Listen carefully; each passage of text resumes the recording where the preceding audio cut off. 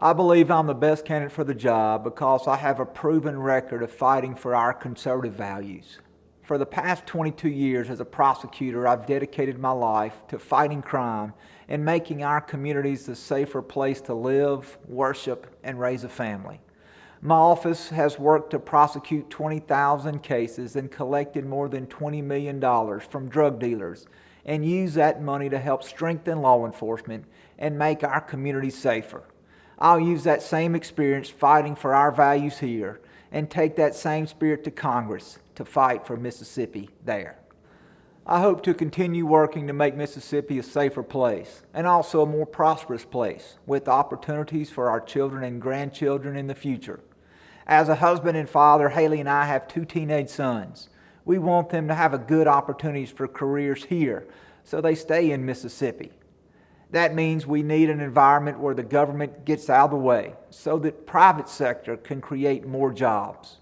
With lower taxes and fewer regulations, I'm confident the private sector will create more economic growth and opportunities. I also want to make Mississippi a safer place by focusing on border security on America's southwest border to help stop illegal immigration, but also help stop the flow of illegal drugs into our state and our country. I think the biggest obstacle in the coming weeks on the campaign trail is just getting people out to vote on the runoff June 26th. I've been campaigning all across the district since January. So for almost 6 months now, I've been traveling to every county, meeting with hundreds of people to hear their concerns and tell them about my background, my values, and my position on key issues. I've been a part of 12 debates and forums across the state to clearly convey my stance on key issues. I was humbled to receive 45% of the vote in the primary and to have won a majority of the counties.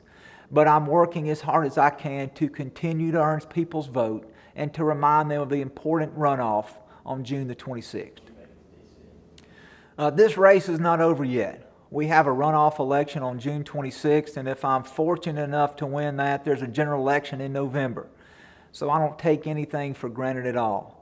If I'm fortunate enough to be elected to Congress, I will first and foremost focus on making Mississippians proud by always standing strong for our conservative values.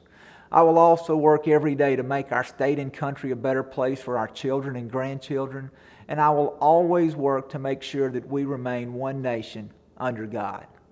I would like to congratulate my opponent on running a strong campaign, and I've appreciated the opportunity to get to know him and his wife Shelley even better over these past 6 months.